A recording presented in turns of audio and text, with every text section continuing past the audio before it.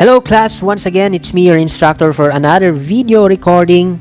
So in this video recording, I am going to discuss to you some of the important events and places that we must know about the history of criminology. Okay, so we have here the first one in Berlin. Okay, so what happened in that place? So it says here the country where the last burning at the stake was made in the year or until 1786. So simply dito po nagtapos yung paggamit ng method of execution na yung tinatawag natin na burning at the stake. Okay, yung susunugin yung tao doon sa public. Okay, susunugin yung tao para mapatay. Okay, so yan po ay nag-end or last na nagamit doon sa Berlin. Okay, so that was in the year 1786. So next one we have here now, Australia. So what happened in Australia? So sabi po dyan, a place where after the Americans gained their independence in 1786, the prisoners of England were transferred until 1867. Okay, so it was during the time or in the era of war. Okay, so ang nangyari po dyan, kasi uso noon po yung pagtra-transport ng mga prisoners from a certain place to another place. Okay, so yan, yung mga prisoners na galing po ng England, okay, dinala po nila doon sa Australia. So that was in the year 1867. Okay, and then we have here ancient Rome. Sabi dyan, a nation who pioneered banishment as a form of punishment. So as we have mentioned the last time in our video recording, meron po tayong tinatawag din na banishment. Okay, wherein that is a punishment na palalayasin yung citizen dun sa lugar niya mismo. Okay, so sabihin natin sa Pilipinas, palalayasin ka kapag ikaw ay may nagawa dito ang kasalanan, sisipain ka dito or palalayasin ka dito sa bansang Pilipinas. So that is an example of banishment. Okay, ifo-force ka nilang paalisin sa lugar mo. Okay, so that was in ancient Rome. Diyan po nagsimula yung kind or method of punishment na banishment na yan. Okay, so we have here in the middle of the 16th century, sabi dyan, this is the period when the first house of correction appeared in England. Okay, on the petition of Bishop Ridley of London for help in dealing with the sturdy vagabonds of the city. So vagabonds yung tinatawag po natin, yung mga street persons or yung mga tao na naninirahan doon sa kalye. Okay, so they are considered to be as vagabonds or vagrants. Okay, meron din yung tinatawag nila na mendicants. So yun, in order to cater those kind of persons, kasi marami na pong mga taong ganun doon during the 16th century, in order na makater yung mga yon, gumawa sila ng House of Correction. So doon po nila pinupunta yung mga vagabonds na yun, mga vagrants na yun doon sa mga cities na yun. So pinupunta nila dyan sa House of Correction na na-create nila. And with that, yan yung pioneers natin or yung mga pinagbasehan din natin. Okay, parang pinagkunan ng mga idea ng mga tao ngayon. Kaya meron na po tayo yung mga child caring centers or yung mga centers for those kind of persons. Okay, home for the aged para sa mga seniors, and then meron din yung mga centers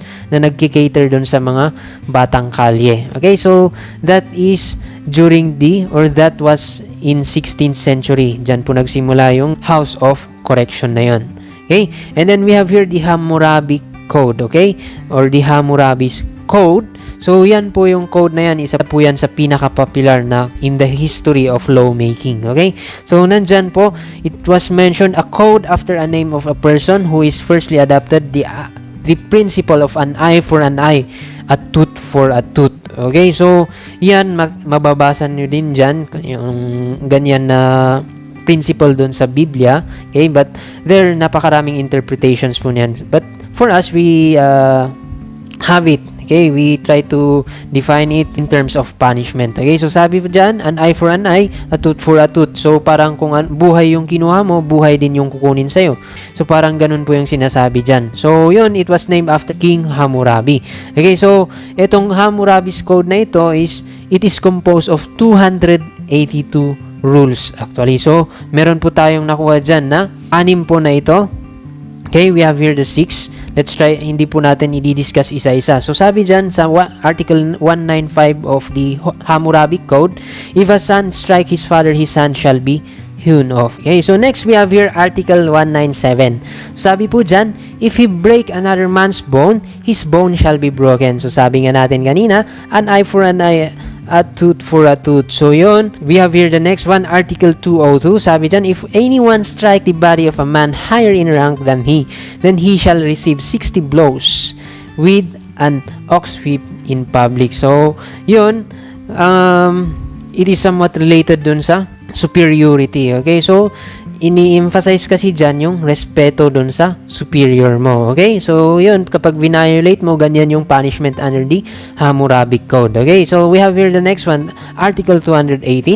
If a physician, so it is only part of physicians during that time, make a large incision with the operating knife and kill him, and open a tumor with the operating knife and cut out the eye, his hand shall be cut off. Okay, so yun, it is only part or mistakes na kinukumit ng mga physicians during that time. Okay, mga manggagamot.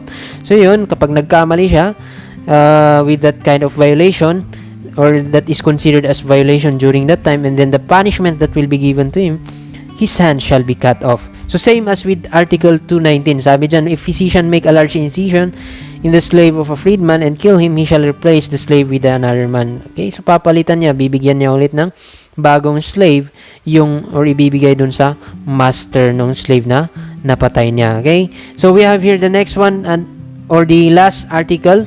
If a slave say to his master, you are not my master. So, if they convict him, his master shall cut off his ear. Okay, so yun yung punishment. So, maingat doon during that time. So, simple lang na pagsabi mo na you are not my master, then you will be killed, or your ear shall be cut by your master. Okay, so personally by your master. Okay, next one we have here now the so-called Elmira Reformatory. So ano po bang Elmira Reformatory na ito? So it was considered as the forerunner of modern penology. Okay, modern penal institutions natin, yung mga kulungan natin. Okay, located in Elmira, New York in 1876. So ano ba yung itsura ng prison na ito? Okay, or ng penal institution na ito? Sabi dyan, it features a training school type of institutional program.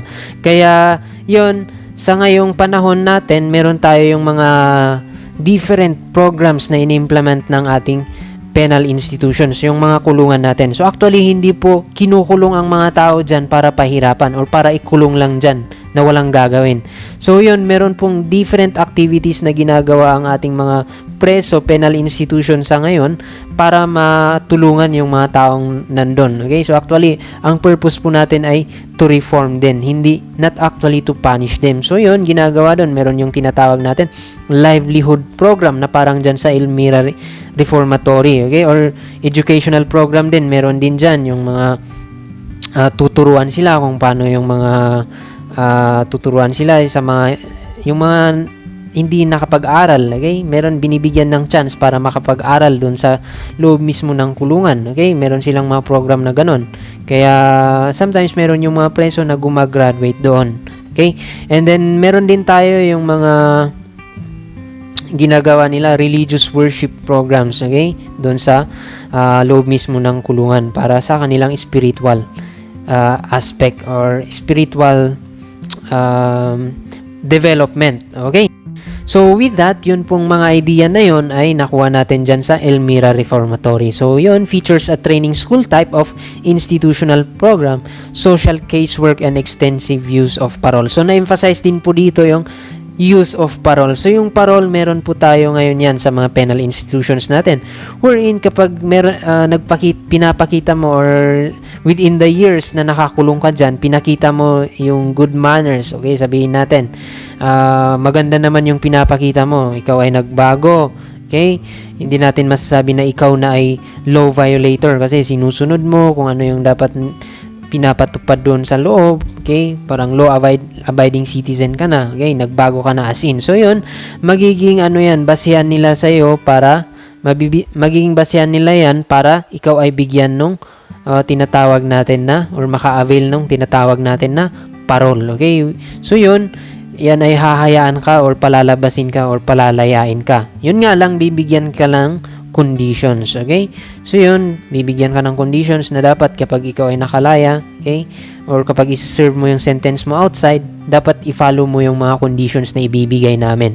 So yun, kapag violate mo yung conditions na yun, then they will let you come back again. Okay, doon sa kulungan. So yan po yung tinatawag natin under parole. Okay.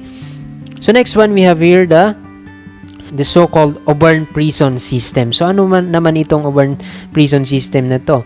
So sabi dyan, the confinement of the prisoner in single cells at night and congregate work in shops during the day. Okay, so dito, during night time, tig-isa sila or isa-isang preso lang dun sa bawat selda. Okay, and then during the daytime, okay, that is the time na para sila ay magtrabaho. Okay, so yun, group sila or as a group sila nagtatrabaho during daytime.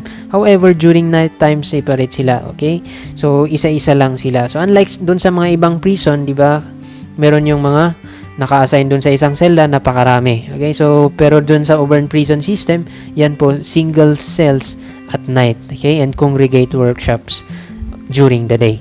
So, next slide, we have here 1870 to 1880. So, during that year, it was considered to be the golden age of penology. So, bakit kaya nasabing golden age of penology? So, by the way, pag sinabi po nating penology, that is defined as the study of punishments. Okay? So, yun, nasabi po, isang rason kung bakit nasabi na golden age of penology ang taon na yan is because of yun, dahil unti-unti nang nawawala yung harsh punishments. Okay? Unti-unti nang nawawala yung mga burning at the stake, okay, na ina-implement nila, death by execution by the use of axe or sword, okay? Beheading na yun na sinasabi natin. Okay? Those cruel punishments unti-unti nang nawawala.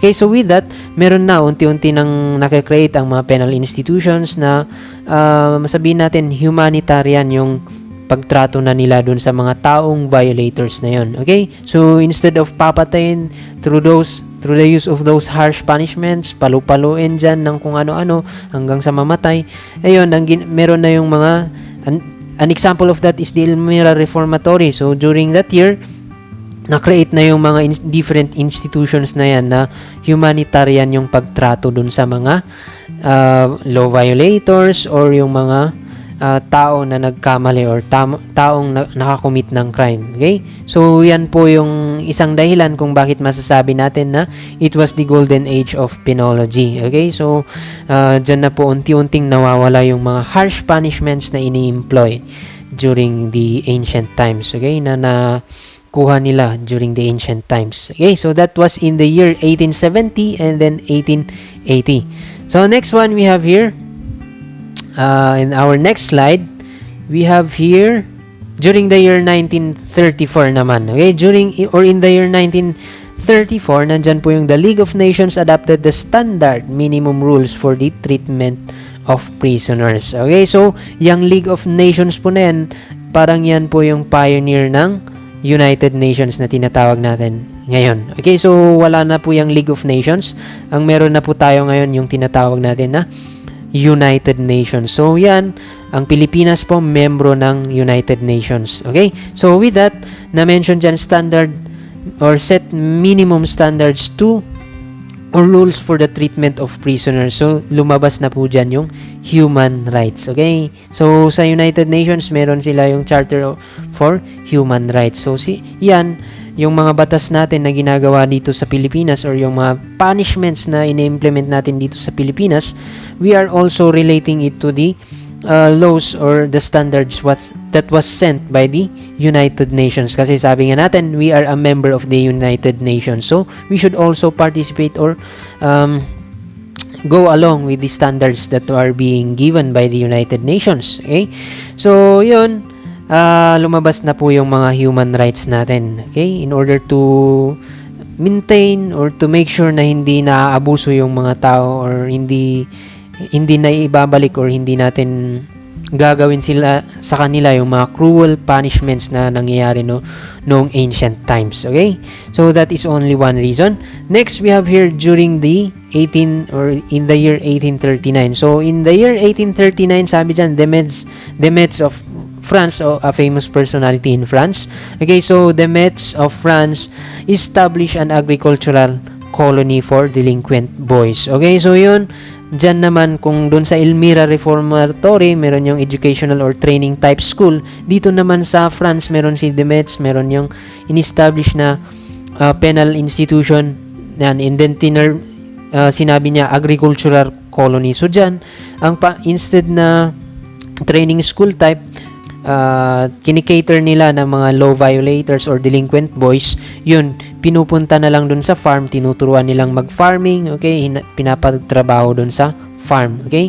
So, yun, with that, meron na tayo yung penal institution din na ganyan yung programa, okay, dito sa Pilipinas. So, meron tayo yung tinatawag na dun sa Palawan, Daiwahig Penal Colony. Okay, so dyan, tinuturuan din nila yung mga prisoners natin dyan or binibigyan nila pagkakataon yung mga prisoners natin dyan, okay, so magtrabaho dun sa farm, okay, or they will teach those prisoners on all about farming, okay. So yun po yung sinasabi natin dyan during the year 1839. So yung idea po na yan, nanggaling yan kay Demetz of France, okay. So yun, for now, we are going to end our video recording on that part. So we are going to continue chapter 2 of your learning module on our next video recording. So there, I would like to say goodbye and thank you for watching until the end of this video. Okay, so once again, keep safe everyone. See you on our synchronous sessions.